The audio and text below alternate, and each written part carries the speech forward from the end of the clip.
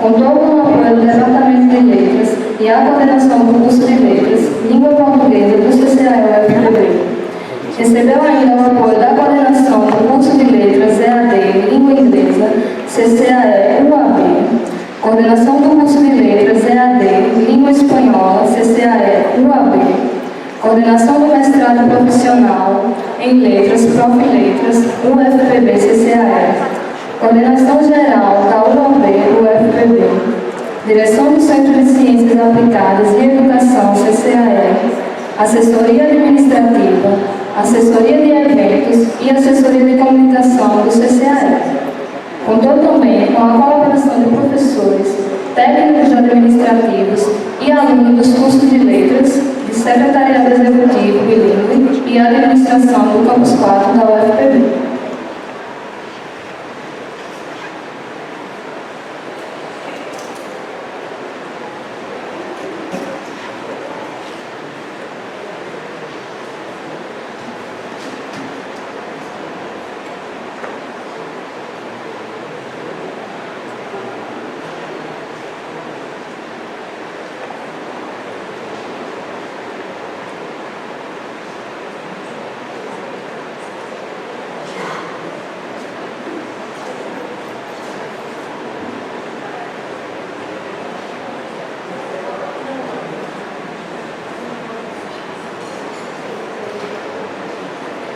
Para iniciar a parte técnica do terceiro LMPB, convidamos a escritora e ativista indígena Márcia Cambela para proferir a palestra Entre Sussurros e Castigos, o governo da língua e a cosmopercepção Omágua Cambela.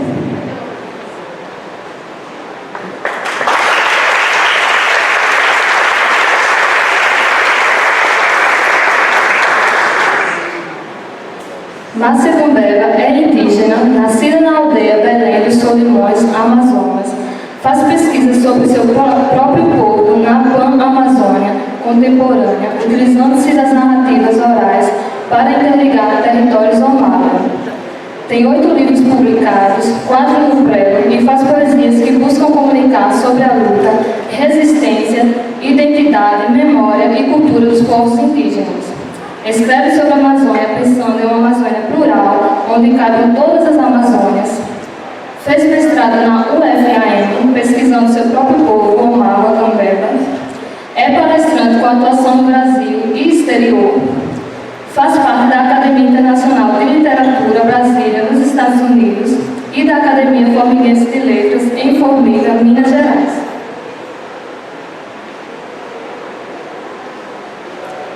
Para assumir a coordenação dos trabalhos, convidamos a professora Milena Veríssimo Barbosa.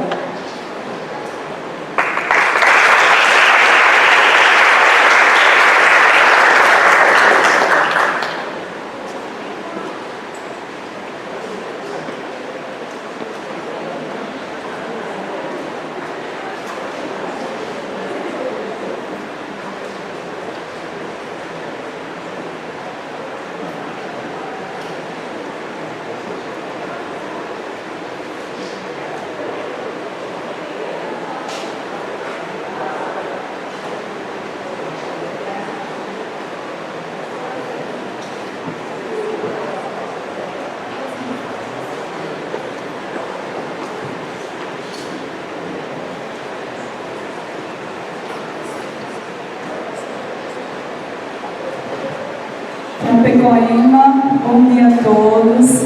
Eu me chamo Milena, sou filha aqui desta casa, estudei aqui, fiz a minha graduação em Letras, me formei, né, estudando também meu povo, assim como você. E no nome, né, das professoras aqui, Michelle Bianca, Moamba, a professora Luciane também está aqui na minha frente, eu saúdo a todos vocês, a você, Márcia. Dizer que é um prazer estar aqui, mediante esta palestra lá no Aparenta, dizer que esse momento, ele é único dentro aqui desse campus, um dos momentos muito importantes, principalmente para o curso de Letras, que hoje celebra, valoriza a nossa cultura, a nossa existência aqui dentro desse campus. pelo professor Fábio, né, plural. Então ele acolhe todas as nossas pluralidades, as nossas identidades. Dizer aqui da honra de estar aqui mais uma vez e agradecer pela sua presença, por ter aceitado esse convite e dizer que nós vamos abrir essa palestra mais uma vez, que está intitulada, você vai dizer mais uma vez que eu mostrou aqui, com o título dessa palestra, mas acredito que vai ser muito importante para nós. Na minha pesquisa, na minha dissertação de mestrado, eu estudei um pouco as memórias, eu estudei a memória, a identidade e a cultura do povo indígena potiguara, e eu tenho certeza que vai ser muito valiosa a sua experiência, os seus estudos aqui para essa plateia que está aqui reunida para lhe ouvir. Seja bem-vinda.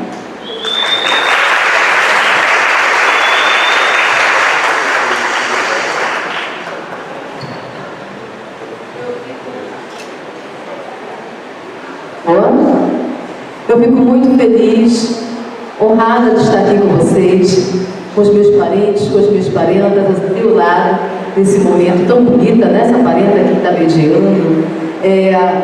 Também feliz com o convite da professora Moama, que me fez esse convite para estar aqui, e eu muito, muito feliz de poder ter tido esse espaço, essa oportunidade. Nada acontece sem a permissão da ancestralidade.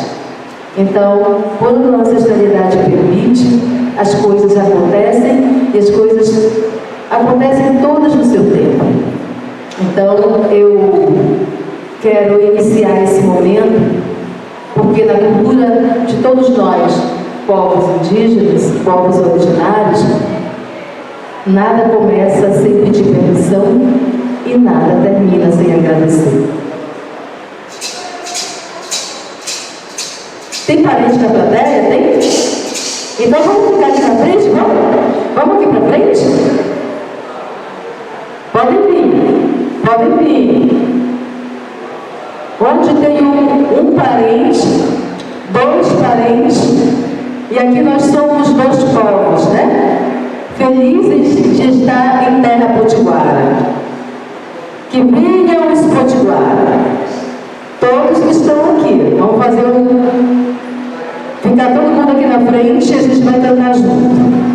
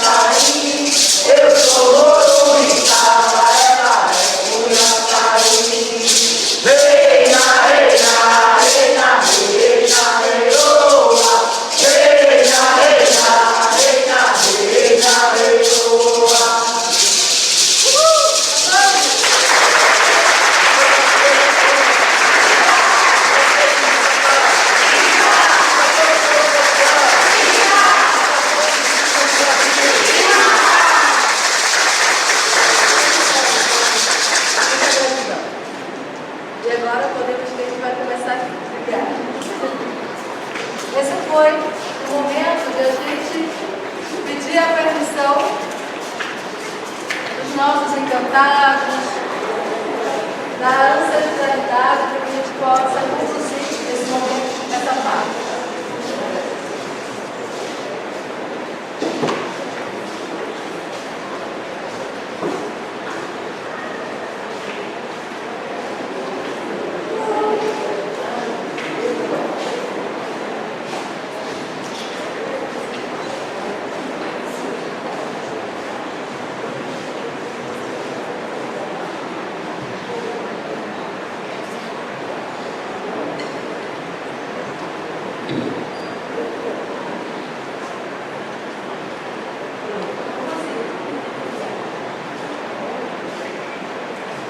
Vou falar daqui, fica melhor para a gente se ver, né?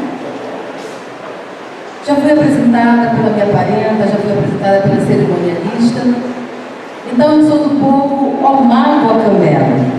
Eu vim do Alto Solimões, Amazonas. Eu remei muito para chegar no Pará. Então eu venho de, na verdade, o meu povo, ele sai do Baixo Napo, no Peru. E aí a gente vem no processo migratório para a Amazônia brasileira. A gente se territorializa no Alto Solimões e ocupa toda aquela calha do Alto Solimões, Médio Solimões, até adentrar o Alto Rio Negro, onde nós também temos território. E o que isso significa? Isso significa uma luta muito grande, assim como a luta de muitos povos, inclusive os Potiguara, os Tabajara, Caiacó, Pataxoxe, Crinjo, Muna, Mura, tantos outros povos, Ticuna, porque o processo desse contato, ele foi tão violento que até hoje essa violência ecoa em nossos territórios. Até hoje essa violência ecoa dentro de dos nossos corpos, que também são territórios. O que essa relação com o contato nos deixou foram fraturas. Fraturas na nossa própria forma de ver e vivenciar a cultura do nosso território. O olhar do outro, o olhar que as pessoas têm para com os povos originários. Tanto que a luta nossa na desconstrução da palavra índio é uma luta que tem que ser abraçada por todos. Por quê?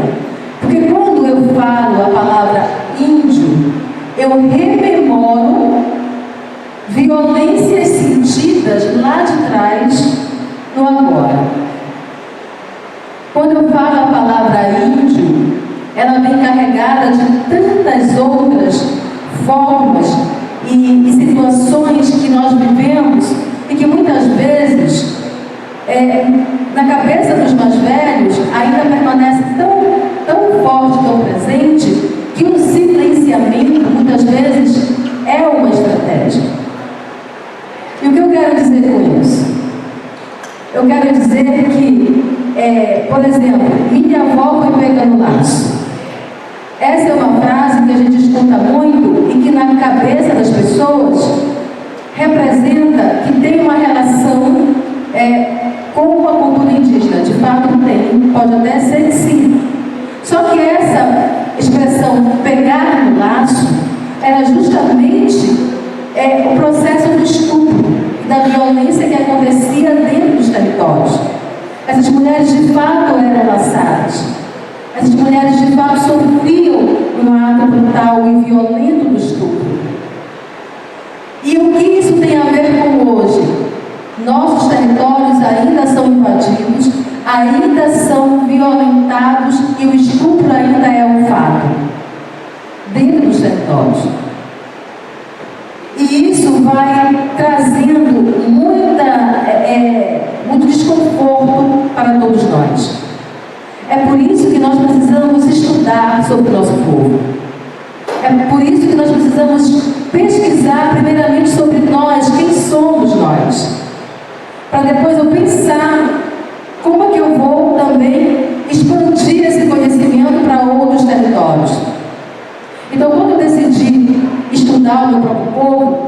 Não foi no mestrado e não foi no doutorado.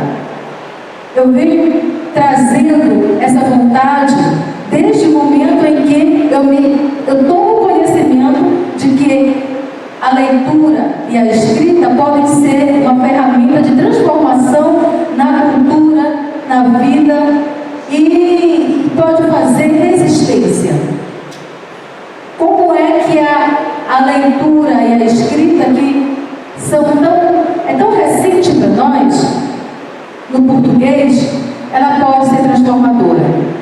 E aí gera a literatura. Nasce a literatura. Na cultura dos povos indígenas, a gente ouve narrativas. Eu lembro, na aldeia que eu nasci, o meu pai me levava todo dia para ouvir os anciões. Cada dia eu ficava na casa de um idoso. E eu tinha que ser cuidada por aquela família ia me dar banho, porque eu era ainda uma criancinha de 3, 4 anos, ia me dar de comer. Eu ia ouvir, eu ia comer o que aquela família estava comendo, porque eu tinha que aprender, eu tinha que entender os sabores. Aprender o que aquela família come. Só mais tarde que eu fui entender o que o meu pai, a pedagogia que meu pai estava trabalhando em mim, a pessoa que ele estava formando. E eu chamo de pai um ticuna. Não é o meu pai biológico. Eu fui adotada por um ticuna e pela minha avó. A minha mãe, ela me deixa com a minha avó, vai viver com outro homem. Meu pai eu conheço só com 16, 17 anos, que é primo legítimo da minha mãe, portanto Cambeba e Cocama também. Eu tenho 3 povos em mim: Cambeba, Cocama e o Itoto. E nasci em terra ticuna.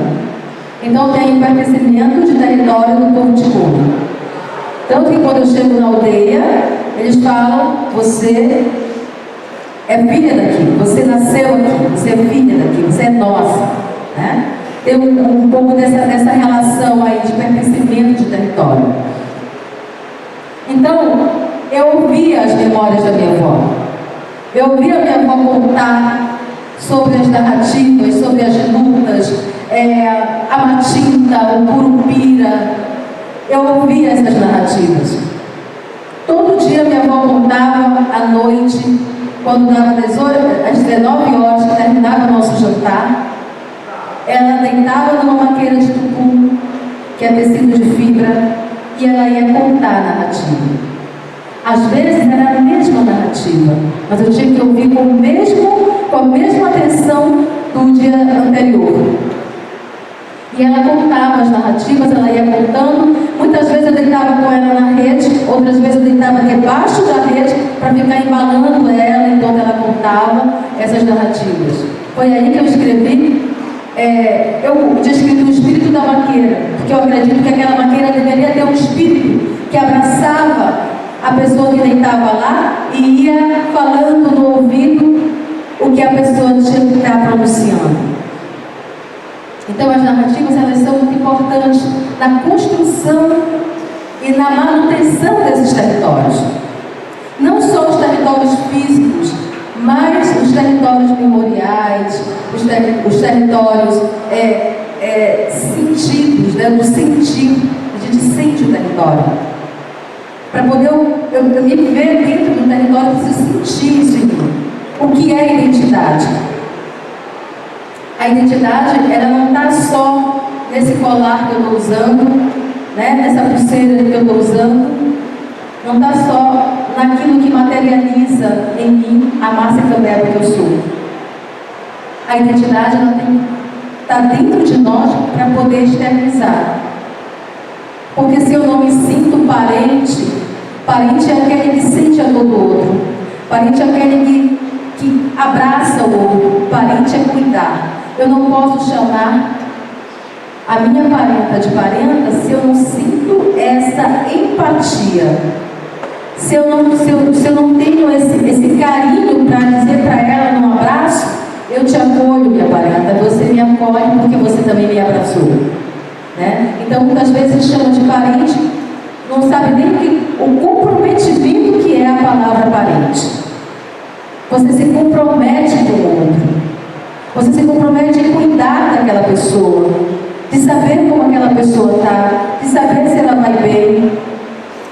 É tantas pessoas queridas que a gente tem no mundo, dentro dos territórios, a gente precisa saber. Porque a minha dor pode ser a dor da Potiguara, pode ser a dor da Caiapó, pode ser a dor da Chicrim, da Ticuna, da Tembé, a dor de muitas. Então, quando a gente se relaciona e cria um ambiente de território, onde eu não estou falando do território na visão do Rogério Rasberg de tão somente, aí eu falo como uma geógrafa, né? E nem na visão do Milton Santos, mas um território que dentro da concepção dos povos indígenas tem um outro, para mim, tem uma outra leitura.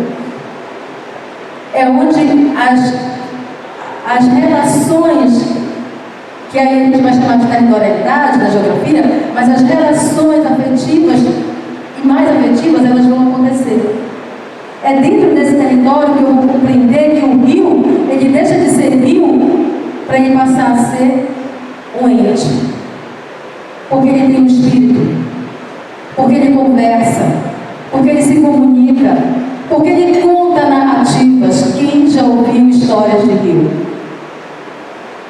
O rio que corre em mim é um rio de memórias. Porque o meu avô, o meu pai adotivo, ele me levava todo dia para, de cima de um platô, aí é uma linguagem, de cima de um barranco, a gente olhar o rio. 5 da manhã, frio danado. E ele dizia assim: não faça barulho, escute o rio. Nesse momento, meu pai treinava esse ouvido humano para ouvir o ente, ouvir a história de um rio, ouvir a história de uma árvore. E aí, gente, acontece uma coisa muito bonita. Compreendendo a linguagem da natureza, você compreende a linguagem dos sonhos. Na minha concepção é assim. Porque muitas vezes a gente sonha e é muito nebuloso, você não consegue lembrar. Para mim isso é um sonho.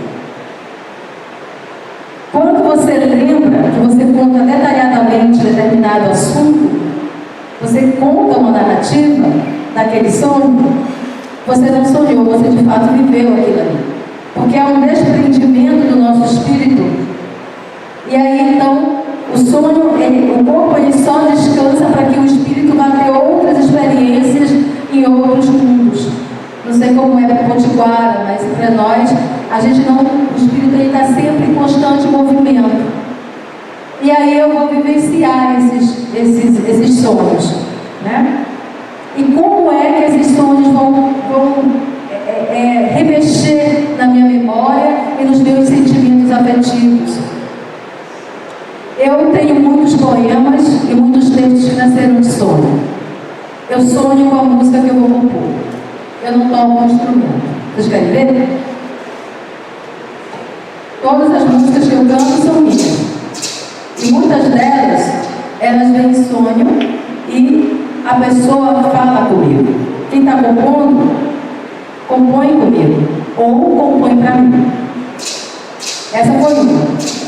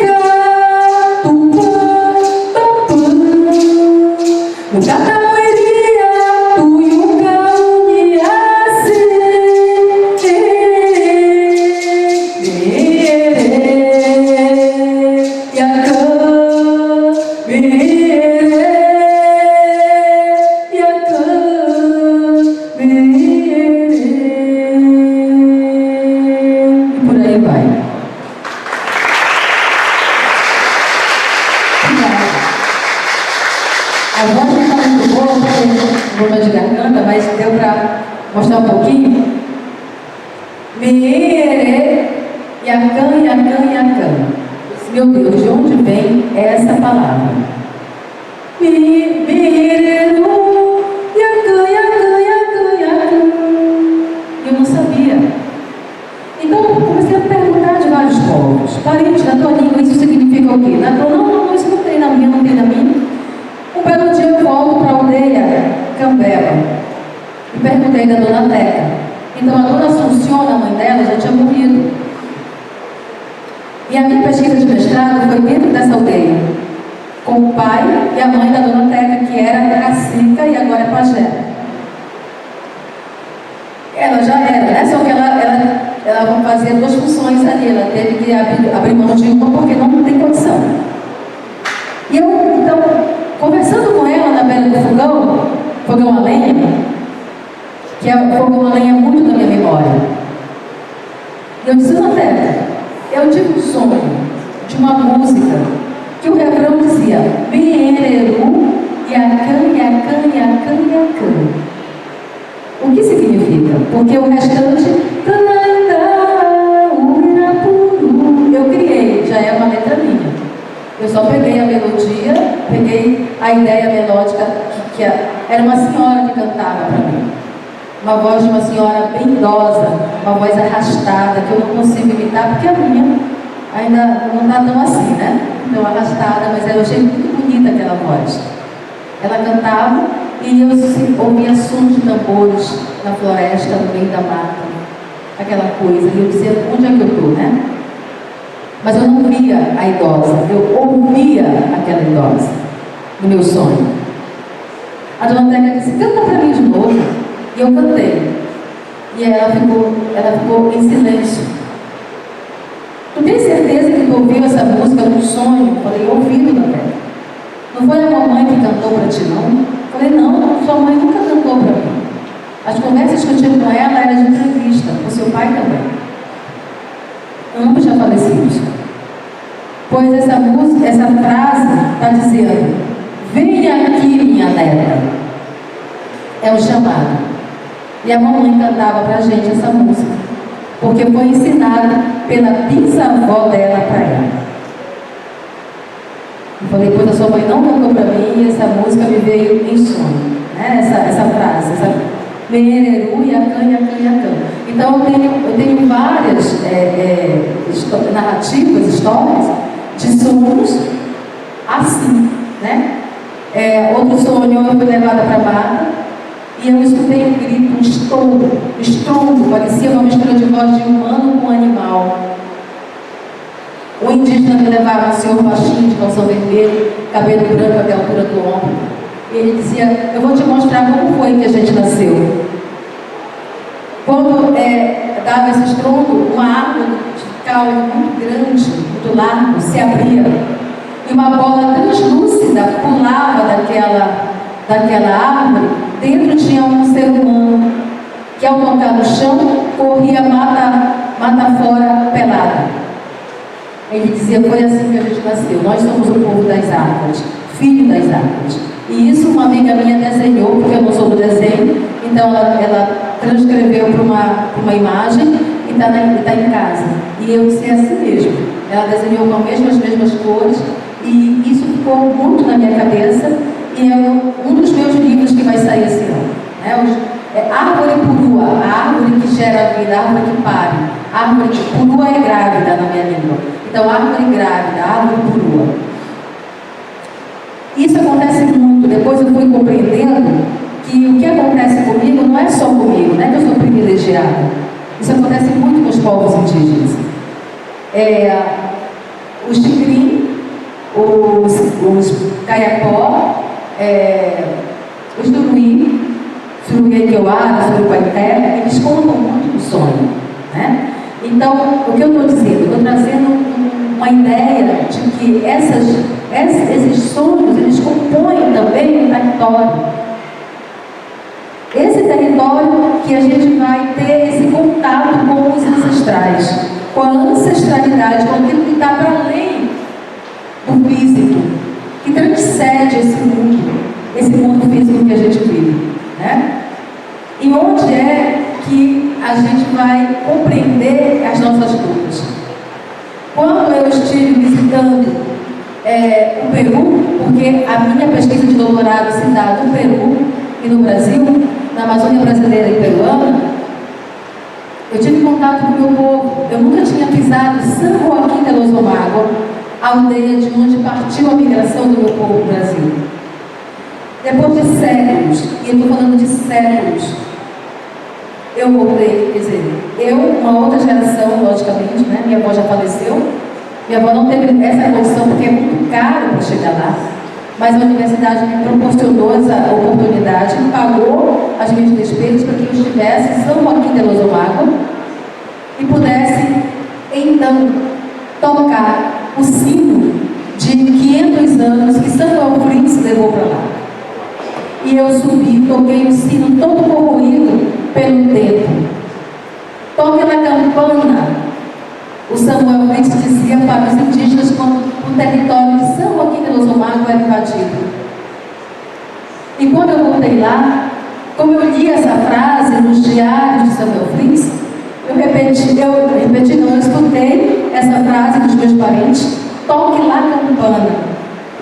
Mas o tocar dessa campana, desse sino, seria um toque de acordar, de remexer na memória, de retomar a rédea da nossa cultura, da nossa identidade, do nosso pertencimento. Porque quando a gente fala em governo da língua, é justamente a ideia de que houve um outro povo que pegou a sua língua e impôs sobre aquele povo que estava ali. Proibidos de falar a língua materna, o povo Omagua Cambeba foi esquecendo da sua língua mãe. Mas houve uma estratégia de resistência: sussurrar ao pé do ouvido, catar piolho, sussurrando ao pé do ouvido, foi uma estratégia que ele encontrou para ensinar para os filhos e filhas que eles deveriam falar a língua materna.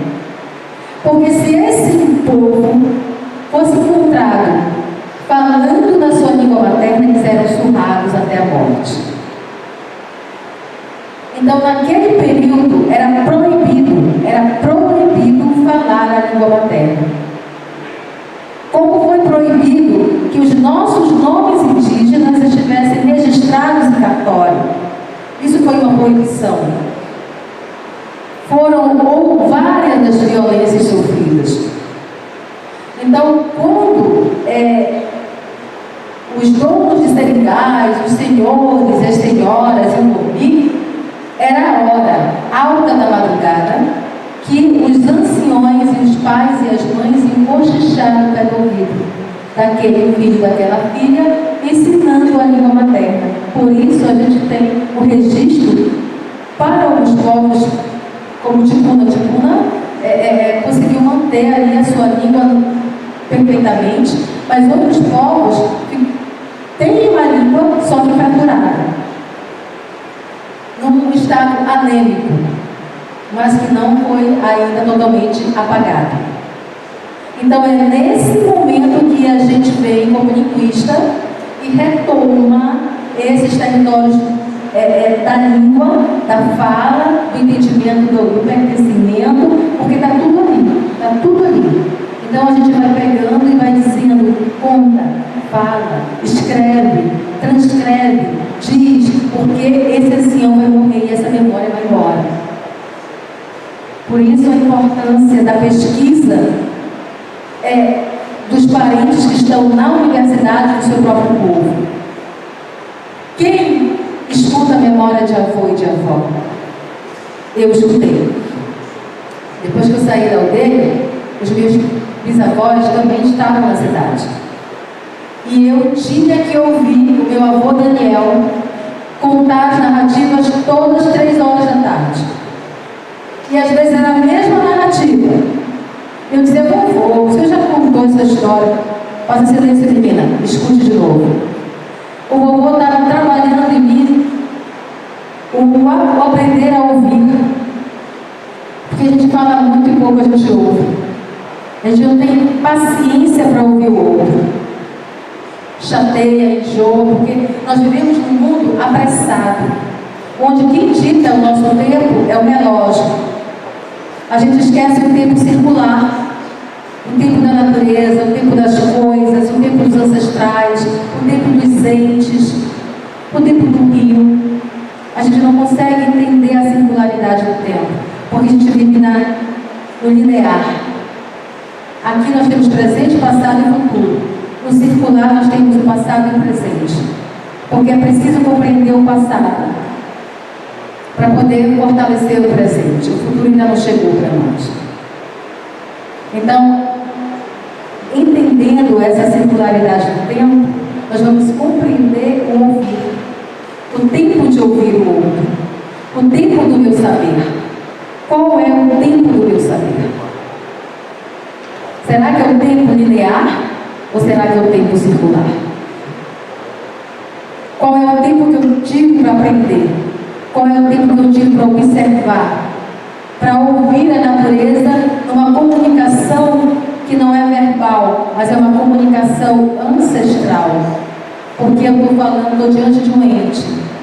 Eu estou diante de um ser vivo que se comunica comigo de várias maneiras, inclusive através do balançar das folhas, através do fruto que vem caindo devagarzinho e faz no rio assim, ó, tipo.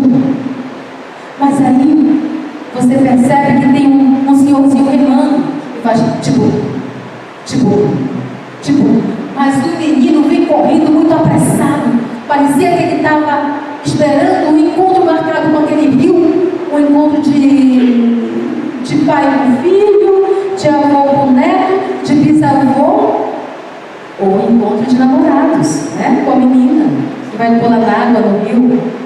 E eles então se jogam muito apressados. Tchum! E eu, em cima de um barranco, só espiando, me veio essa música. Tipo, canta o remo a canção. Tipo, a cantiga da preservação. Vem na proa da canoa, tua história quero ouvir. Chegou o velho encantado pra dizer meio assim. Tipo, canta o remo a canção. Tipo, a cantiga da preservação. Por aí vai. Então a gente vai fazendo a música conforme a própria natureza vai nos dando o ritmo. A natureza dita para nós a narrativa, a música, a história, as coisas que a gente tem que fazer e como fazer. Então a minha fala hoje para vocês é uma fala de que a gente precisa compreender essa leitura do tempo, essa leitura das coisas, essa leitura da ancestralidade. E como que todas essas comunicações, elas se transformam em letras, em palavras, em livros, em desenho da memória, porque para mim a palavra é o desenho da memória. Eu pensei, logo eu escrevo. Então eu estou desenhando a memória. Como é que eu estou desenhando a minha memória? Que memória eu estou desenhando? Como é que está a minha cabeça, vai fluindo as ideias e como que essas ideias vão conversando com o que a gente está vivendo hoje. Hoje nós não podemos negar as catástrofes que nós estamos vivendo.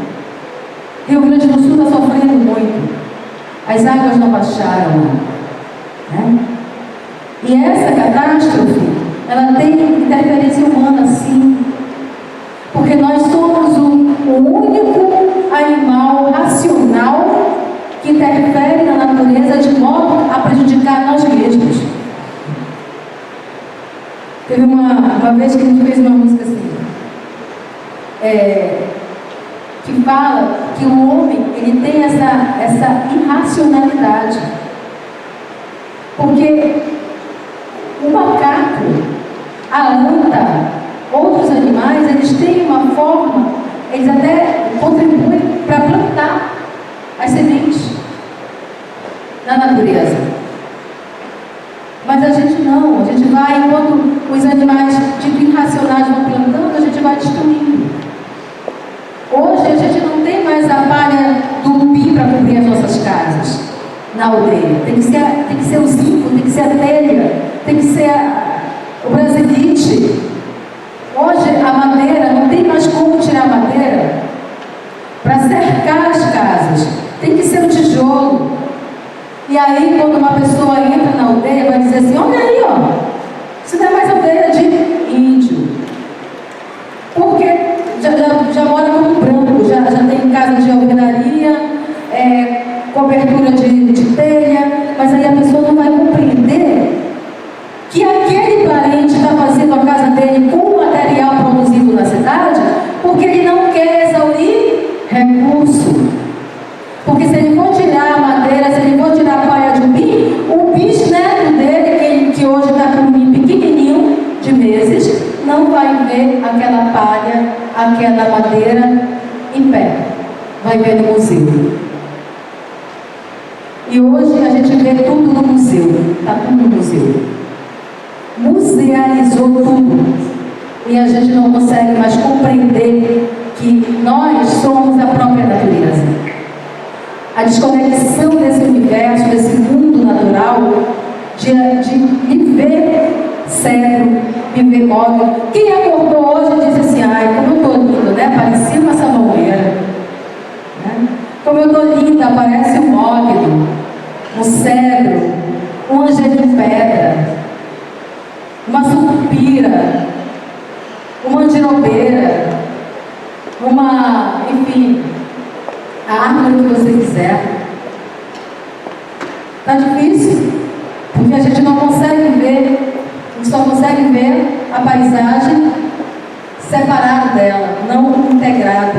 Eu não me integrei mais à natureza, a natureza é separada de mim. E esse é o nosso maior mal. Nós sofremos de um déficit de natureza. Esse é o nosso maior mal, e esse é o que está causando todo um problema ambiental. Estamos vivendo outros tempos, e aí o povo se preocupa com o clima. Aí fazem as COPs acontecerem. É bacana, é legal, vai vir gente do mundo todo debater na Amazônia, celeiro, né, de muita coisa, inclusive de muito lixo também, lixo político, até lixo cultural, tem na Amazônia também. Né? Então, a COP vai vir aí, vai debater muita coisa na Amazônia. Mas será que, de fato, a Dona Maria, que mora lá naquela comunidade distante, impactada por hidrelétricas, por tantas outras coisas, por garimpo, por gado, pastagem e tantas outras coisas, uma madeireira, será que a Dona Maria vai ser escutada? Não, Dona Maria não vai ser escutada. Ou vou falar para a Dona Maria, achando que sabe o que a Dona Maria está sentindo. Então, a questão climática é isso.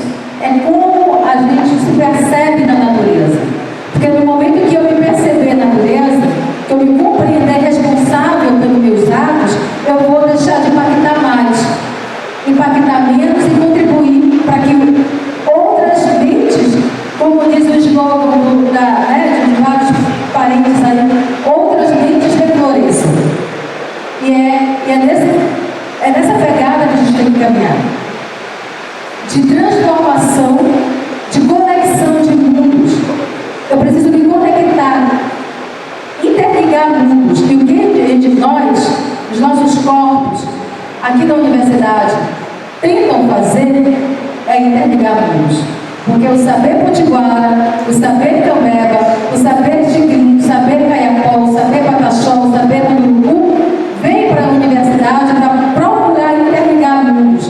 Mas quando a gente chega aqui, muitas vezes, o nosso saber é colocado como empírico e é colocado de lado. Porque o que vale é o saber científico. Então não querem fazer com a gente uma comunhão de saberes. Então separa, coloca na caixinha do empírico porque é íntimo, e coloca na caixinha do científico porque está dentro de uma universidade, um ser pensante, como se o indígena não fosse um ser pensante, que séculos de existência e muitos séculos de existência mantiveram essa floresta em pé, sem exaurida do recurso. Muito obrigada, gente.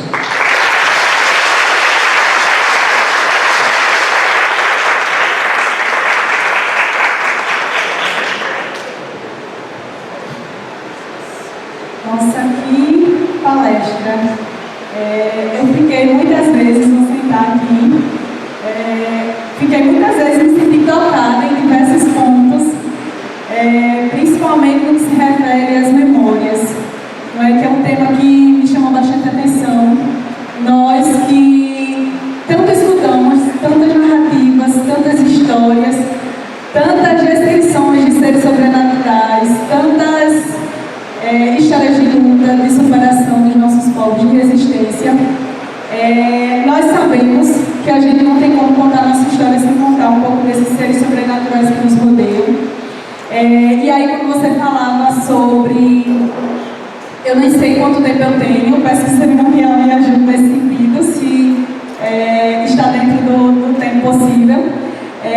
Mas nós que estivemos em contato com os nossos ancestrais, com os nossos parentes mais velhos, nós sabemos a riqueza dessas histórias para nós. E o que eu queria dizer é que não tem como a gente falar em um povo, em uma etnia, sem trazer consigo essa gama histórica que tanto nos marcou e até hoje nos marca.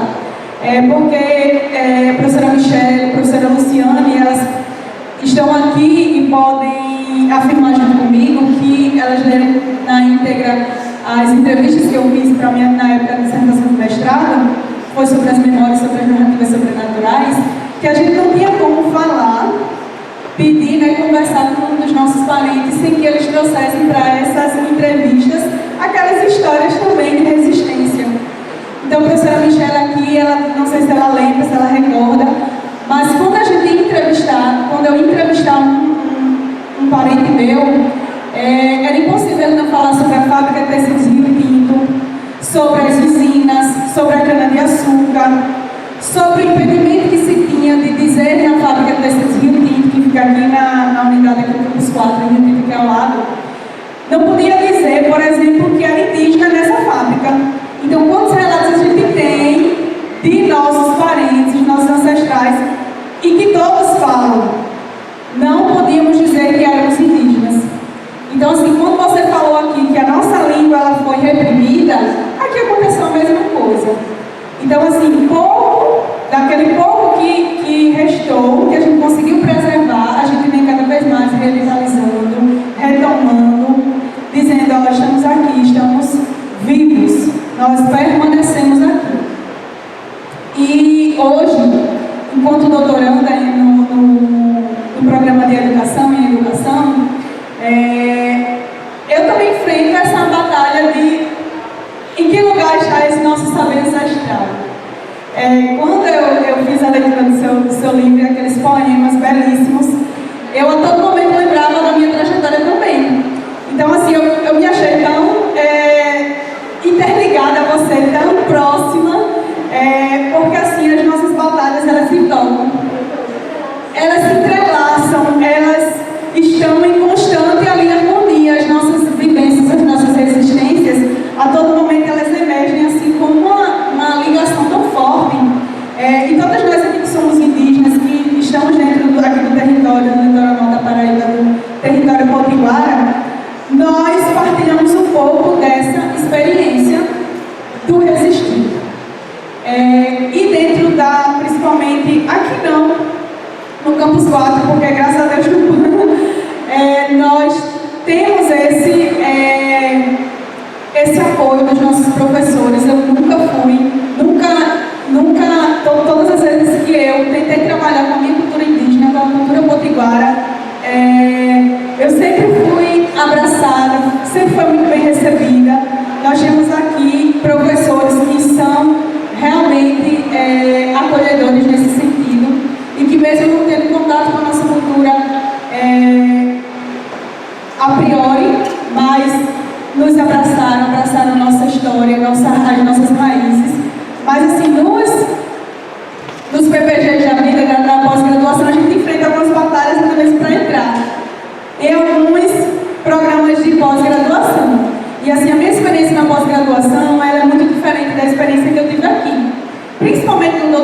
retratada, porque estudar as políticas educacionais indígenas, estudar os saberes indígenas dentro da escola, estudar memórias da identidade, sem que a gente tenha que retomar conceitos eurocêntricos, é um grande desafio. Então, qual é o lugar do nosso saber ancestral? Retomo mais uma vez. E aí, eu até trouxe aqui um poema seu que eu gosto bastante. E que depois eu vou fazer minha pergunta para abrir finalmente para a plateia, que eu tenho certeza que está aí bem ansiosa para fazer perguntas para você, que foi realmente uma palestra muito forte, até um pouco dolorosa, né? Escutar as nossas histórias é doloroso. Quando a gente faz entrevista, quando a gente conversa com os nossos anciãos, é doloroso. Não é só ali escutar uma história qualquer, nem uma história de um ente sobrenatural, de um ser sobrenatural. É entender o percurso doloroso que os nossos anciãos, as nossas pessoas mais velhas passaram. Então, assim, eu trouxe esse poema porque eu acho que ele retrata, a atenção para a pessoa lá, acabei fechando o microfone. Que ele retrata um pouco da nossa vivência enquanto indígenas hoje, sem nos afastar da nossa ancestralidade, que tem como título Ancestralidade.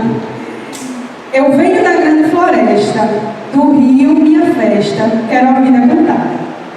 Nosso grito na cidade ecoou, o canto dos povos estrondou. Guerreiros aguerridos, vem vindo para se unir.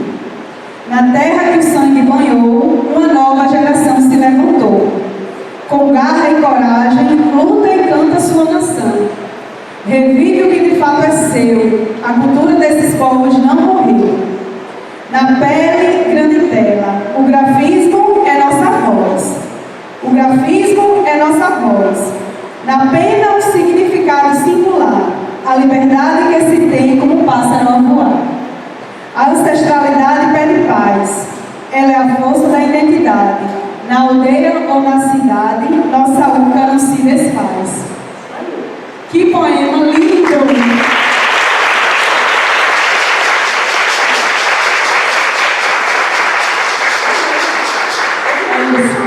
Não. De forma alguma nós resistimos. A gente costuma dizer, a gente que é potiguara, costuma dizer, nunca saímos do nosso território.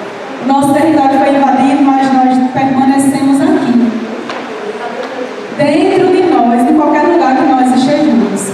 E aí, eu fiquei até um pouco assim, ela já vai responder minha pergunta, que é uma coisa assim que eu sempre fico inquieta, que eu queria saber de você, qual foi a sua experiência dentro das universidades, como foi que você conseguiu trabalhar os saberes que vinham ali do seu povo, da sua aldeia, como foi que você lidou dentro das instituições acadêmicas, que a gente sabe que é um campo difícil de se lidar, quando a gente traz um conhecimento que muitas vezes, como você falou, é compreendido como empírico, e que muitas vezes é estudado apenas pelo viés antropológico. E aí, como é que você lidou com esse tipo de desafio? Porque é desafiante. E aí, eu queria ouvir de você as suas experiências, como você lidou com esse processo, vindo de uma aldeia, porque nós que chegamos já das aldeias para dentro aqui da universidade, a gente sente um choque logo cultural, né? A gente um choque assim, de vivência, de como saber lidar dentro desse espaço, de como saber escrever cientificamente, de como saber, enfim, vários desafios a gente encontra quando chega aqui. E ainda mais quando a gente tenta lidar com esses saberes que aí a gente vem, que é de antes, que a gente não aprende aqui na universidade, que a gente aprende na nossa comunidade, na nossa aldeia, que eu aprendi lá na aldeia de Jacaré de César, com meu bisavô Pai Neco, com meu avô Armando, com a minha avó Júlia. Então, como é que a gente lida, como é que a gente faz essa interlocução aqui no mundo acadêmico? Eu queria saber de você, se você enfrentou dificuldades, se não enfrentou, como foi que você lidou com todo esse processo? Foi muito difícil, né? Como eu falei para vocês, cada um tem uma experiência aqui na universidade. A minha, ela foi muito difícil, porque eu fui a primeira indígena E como docente também, a primeira indígena no PPGL, eu faço doutorado em letras, né? Em linguística. Mas no mestrado a coisa foi mais difícil, porque falar sobre... Eu estava falando sobre o território do meu povo. Então eu trouxe sobre o Zomago do século XVI ao XXI. Vocês imaginem o que é isso, né? É uma responsabilidade muito grande. E a gente escutava de tudo. Eu, por exemplo, escutei dentro da universidade, e vindo da orientadora, eu tive que fazer troca, que o meu conhecimento era incipiente para que eu estivesse no mestrado. Né? Então, quando ela diz que o meu conhecimento era incipiente, ela diz que eu não tenho capacidade para ela estar me orientando. Então, essa senhora começou a me perseguir. Não sei o que ela... Porque ela achava que ela dominava sobre a questão indígena. De repente, ela vê. Os nossos corpos também, às vezes, nesses pontos incomodam, sabe? Não sei se viu concorrência ali, vou formar uma pessoa para ser minha concorrente, eu não sei. Porque ninguém concorre com nada, gente. Cada um tem que saber, cada um sabe lidar o seu saber, levar o seu saber. Então, de modo algum, ao receber o canudo de doutora em letras, eu vou concorrer com a orientadora. Não, a mulher já tem um caminho longo na minha frente, que eu tenho que fazer o quê? Né? Eu vejo por esse lado. A humildade, a sandalinha da humildade tem que estar no pé da gente sempre. E a gente tem sempre que ter o pé no chão e andar no passo da paca. A paca anda miudinho e devagar, para ela não perder o foco e não estalar a folha, para o caçador não encontrar e matar, né? Não virar presa. Então, o conhecimento incipiente, eram muitas coisas assim. Eu fiz troca de orientação, e só quando eu fiz a troca de orientação eu consegui então fazer a pesquisa. O que era em 2 anos, eu fiz em 1 ano. Fui na aldeia, fiz a pesquisa toda, trouxe novas, e ficou uma coisa muito bacana, que hoje essa dissertação ela foi tida como documento para o meu povo, pela banca. Eu tirei 10 da banca toda. Então, eu precisava, a gente sempre está dentro dos espaços, tentando manter a nossa presença ali, que não é fácil, né? Você tem que tirar uma boa nota, você tem que ser aplicado naquilo que você faz, e a minha avó sempre dizia isso para mim. Porque quando eu saí da aldeia para a cidade, foi difícil também. O meu caderno jogava no chão e pisava em cima, porque a minha letra não era bonita. Lógico, eu não sabia escrever, porque fui alfabetizada assim que eu saí da aldeia. Então, eu tive que fazer a melhor letra. Eu dizia, pois agora eu vou ter a melhor letra. Eu nunca fiz naquela violência uma forma de me diminuir. Eu sempre fiz da violência o degrau para que eu subisse. E isso eu ensino para o meu filho que é autista. Não, você não é coitadinho. Você não é doido, você não é abestado, você não é nada que dizem para você. Você é mega inteligente. Mas eu tenho insuficiência cognitiva. Não quer dizer nada. Porque tudo está dentro da tua mente. É uma caixa cheia de poderes mágicos.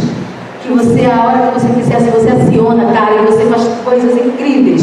Né? E aí é assim que eu faço o Carlinhos se empoderar. Então,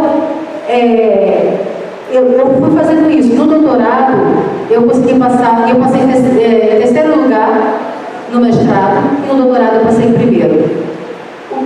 Fizeram o uso da cota, mas dizendo a professora Ivânia lá que eu não precisei usar da cota, porque a minha pontuação foi suficiente para tirar em primeiro lugar de todos os colegas que concorreram à minha vaga, né? Então, eu tento dar o meu melhor sempre, porque eu sempre digo que não é o título que me interessa, é a pesquisa para o meu povo, é o retorno que eu vou dar para o meu povo, é a responsabilidade que eu tenho de continuar sendo legado. É a responsabilidade que eu tenho de fazer o caminho para que outros Cambebinha venham e continuem a pesquisa. Eu não sou a pesquisadora do meu povo, eu não sou a detentora do saber do meu povo. Quem são os anciões? Eu devo reverência a eles. Né? Eu devo pedidos de sempre pedir a bênção a eles. Porque eles são os anciões do saber. Nunca sei. Eu não sei nada, eu estou sempre no processo de aprendizagem. E caminho da volta a gente faz todo dia. Retomada é todo dia. Porque quem retoma, retoma algum caminho. Retoma de algum ponto. Seja do meio, seja do fim, seja do lado, de algum ponto você vai retomar. Por isso que eu entendo retomada algo que tem que ser feito com muito cuidado, com muito devagar, sentindo de fato cada passo que você dá. Ou indo, ou voltando, ou vindo. A gente nunca tem um paradeiro certo. A gente está sempre indo e vindo, indo e vindo. Porque assim fizeram os nossos antepassados, para que hoje a gente continuasse indo e vindo. E assim na universidade também.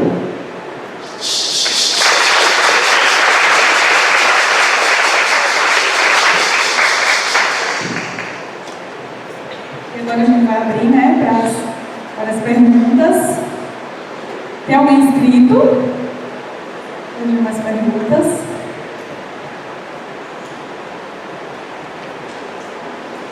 Por favor. Se você quiser o microfone, aqui está. Eu acho que é melhor que todo mundo escuta. Isso.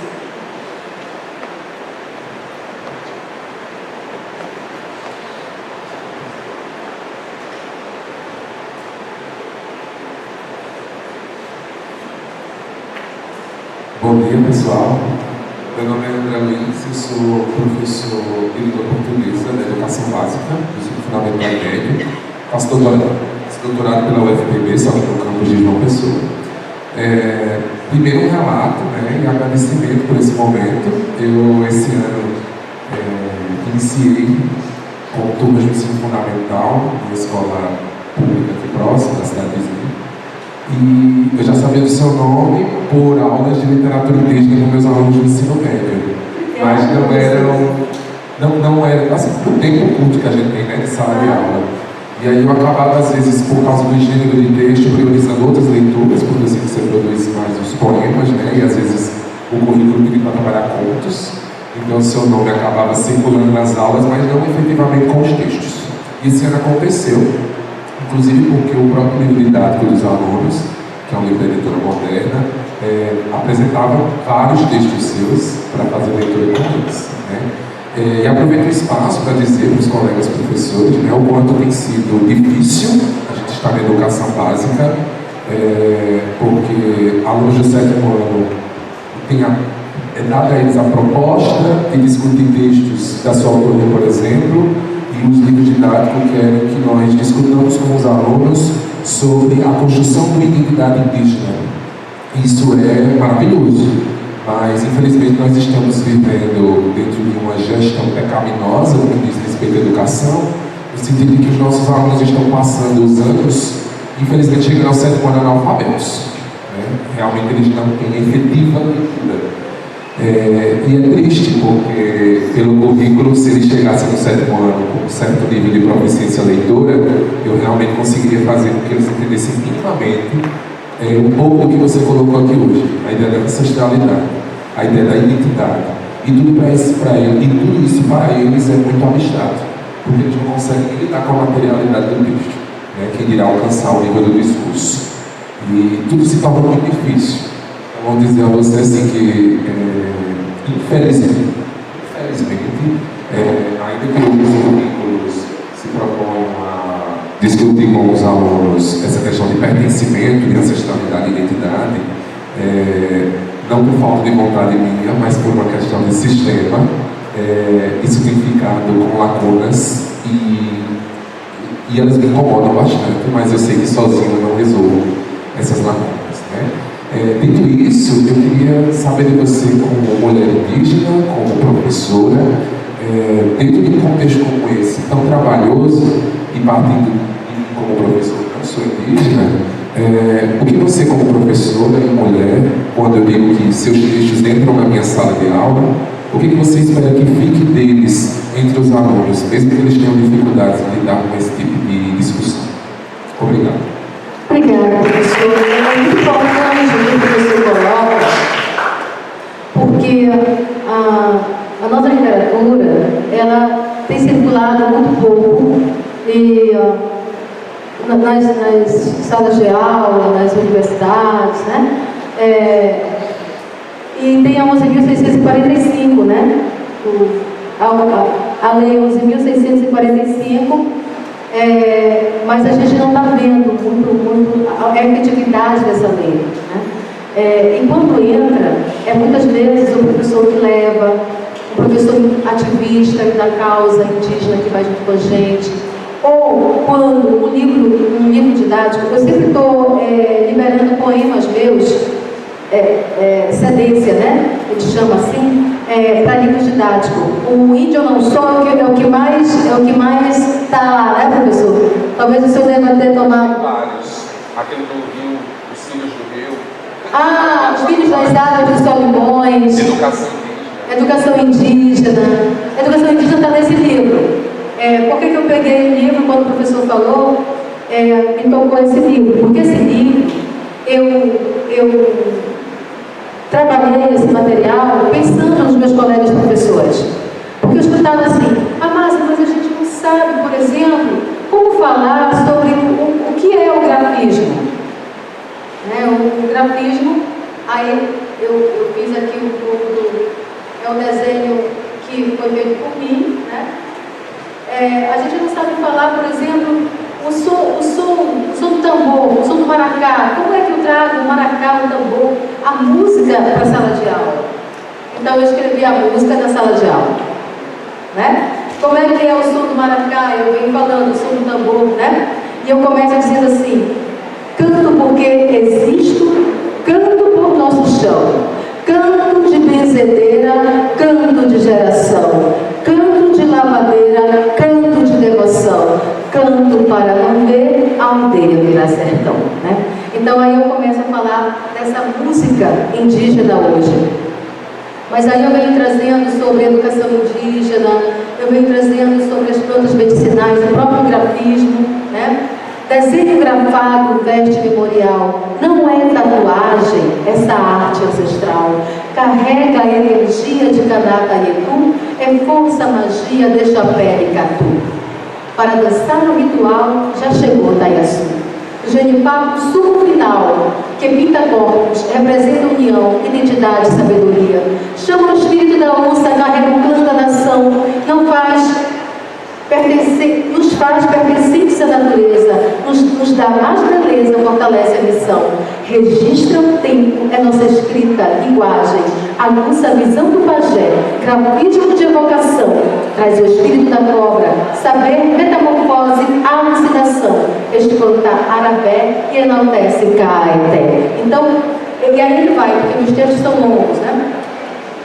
Mas o que eu espero quando uma pessoa pega um texto desse para ler? Escravidão indígena, por exemplo, né?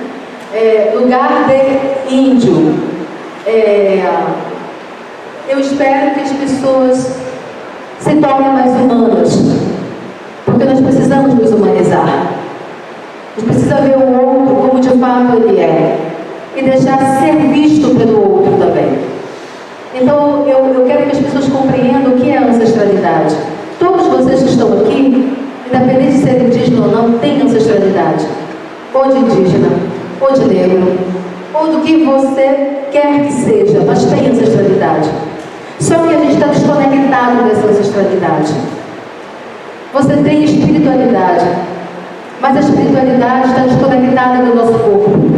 Uma vez um pajé me disse assim, eu cheguei tão apressada de uma palestra que eu tinha dado em um determinado estado, já tinha que estar em Minas Gerais, já tinha que ir no Rio Grande do Sul para Minas Gerais.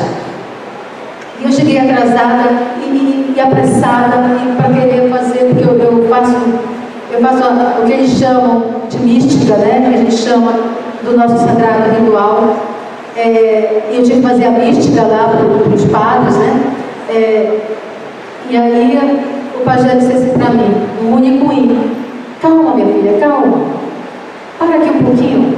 Então tinha feito meio como uma uca e ele estava sentado lá numa rede. Para aqui um pouquinho. Aí eu parei, ele falou: o teu espírito está fora do teu corpo, deixa eu botar ele de volta em ti. E eu sentei, então ele fez um rezo, me benzeu. Eu cheirei no rapé e ele disse: agora sim você pode ir, você já está em você. Então tem que ter esse tempo que a gente já está desconectado demais. Então que as crianças possam ter tempo para entender a sua ancestralidade, para entender a identidade, para entender etnicidade. O que é etnicidade? Será que eu estou falando em sala de aula, mas a literatura está? Quando eu leio o poema que eu tenho aqui, identidade, eu estou falando para essa criança. Eu estou falando para esse jovem, para essa jovem, né? Olha só, catequese. Em tempos passados estiveram aqui Maitini com armas, Maitini homem branco, Maitini com armas, carimba puxi, falavam uma língua estranha para mim. De longe se via a cruz despontar, olhava para ela, queria entender que Cristo é esse que deveria temer. Foi então que ouvi: tu precisas orar. Te ajoelha ao pé da cruz para a primeira missa celebrar. Invadido na alma pela força da catequização, estratégia usada no domínio das terras. A partir desse dia, entendi demarcação. Longos anos se passaram de domínio e exploração, uma cruz foi levantada demarcando o nosso chão. Desde séculos passados, Deus é usado como moeda de circulação. É o evangelho da prosperidade, é a cultura da grana, é o sagrado violado, sem ter como e nem porquê. Rituais destruídos endemoniaram o meu maracá, desrespeitando o seu espírito.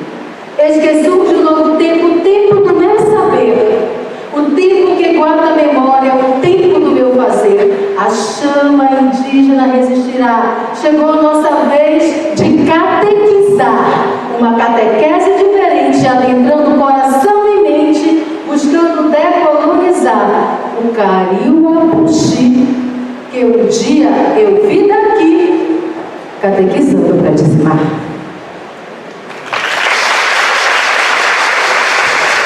É isso que eu espero. Desconstrução de estereótipos. Eu espero desconstrução de estereótipos, desconstrução de ideias tortas que pairam ainda sobre nossos corpos, e sobre o nosso espírito e sobre os nossos territórios. É isso.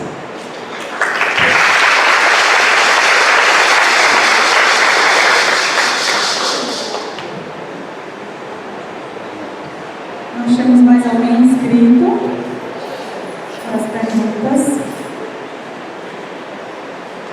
Acredito que não, né? Então a gente vai finalizar, certo, a nossa palestra. Quero mais uma vez agradecer. Márcia, foi um prazer estar aqui nessa mediação. Me senti muito honrada de estar aqui ao seu lado, poder compartilhar com você a minha vivência, a vivência dos nossos parentes aqui em Potiguara, que acredito que enfrentaram também os mesmos desafios ou desafios parecidos, inclusive com o seu. E quero agradecer, né, em nome do Campus 4, aqui do Departamento de Letras, a sua presença que tanto enriquece o nosso evento ali, que vem cada vez mais se consagrando, dentro desse espaço aqui do Campus 4 da Unidade Campus 4, esse evento que traz realmente discussões que são pertinentes, cada vez mais pertinentes. Então eu agradeço, quero deixar com vocês aqui essa lembrancinha, que é um pouco do nosso território, para que você lembre cada vez mais de nós.